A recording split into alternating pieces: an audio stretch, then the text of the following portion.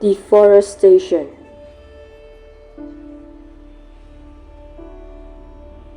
Overexploitation. Human-wildlife conflict. So, these are what causes biodiversity loss, especially in our country, Malaysia. So, before I move on to introduce my future project, I would like to introduce myself first.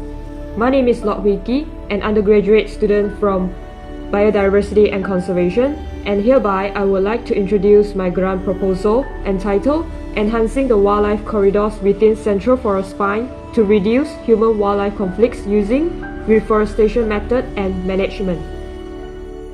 Forest is an essential place or habitat for most organisms as it offers a home for them, especially wildlife like tigers and elephants. Moreover, forests also provide varieties of natural resources from timber and food to medicinal plants, which indirectly causes an overexploitation from humans trying to exploit the benefits for economical purposes.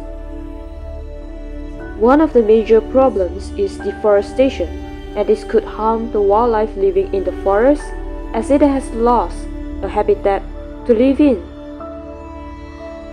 This could eventually cause the wildlife to seek hostages in human living areas.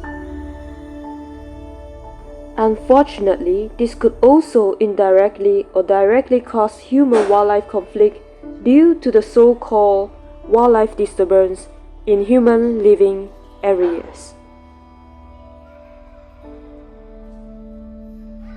Thus, the objective of this project is to enhance the wildlife corridor within the Central Forest Spine in order to reduce the human-wildlife conflict by using reforestation method and management.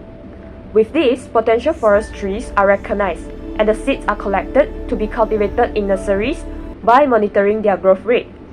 On the other hand, forest tree planting programs will be carried out in the Central Forest Spine itself with the involvement of the public and the locals to generate awareness among them. The newly reforestation area will be then managed continuously and a progressive monitoring process will be conducted using camera trap methods to monitor the presence of wildlife in that potential area.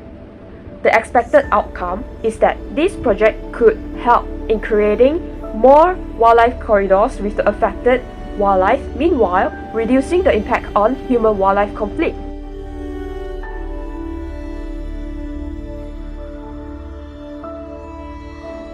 On account of overexploitation by humans trying to exploit the benefits of the forest for economical purposes, the majority of the forest has been deforested in order to obtain a vast array of natural resources from the forest itself, which includes the timber.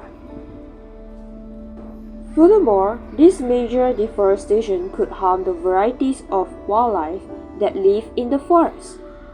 This could eventually cause the affected wildlife to seek hostages in the human-inhabited areas.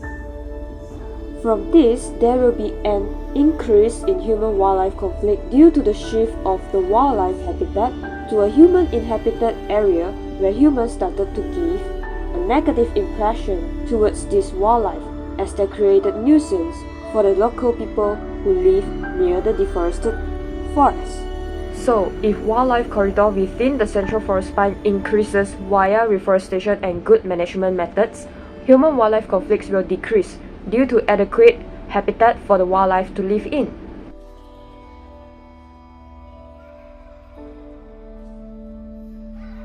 The first objective is to enhance the development of wildlife corridors within Peninsular Malaysia's Central Forest Spine. The second objective is to evaluate the suitable plant or tree species that can be replanted in the Central Forest Spine area by monitoring the movement or presence of wildlife species within the developed wildlife corridor. The third objective is to evaluate the human-wildlife conflict issues from the perspective of locals who live near the potential targeted area within or near the Central Forest Spine area. Last objective is to identify the management and initiatives that should be done in order to maintain the reforestation program. In terms of methodology, first of all, we need to access and collect permits for the project. And then we have to do survey of the potential wildlife corridor area. And of course, we need to engage with the stakeholders too. Next, we will make an identification of the wildlife species. And then we will interview with the local people near and within the Central Forest Spine area. And lastly, there will be a bunch of upcoming reforestation program and management.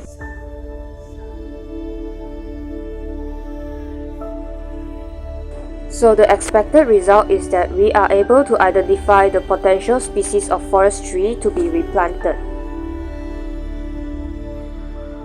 And then we are able to create new potential type of wildlife corridor via reforestation method. And then we are able to increase the wildlife species in the Central Forest Spine area. This study tends to help over enhancement of wildlife corridor as well as helps to keep the wildlife in the Central Forest Spine, hence reducing issues of human-wildlife conflict.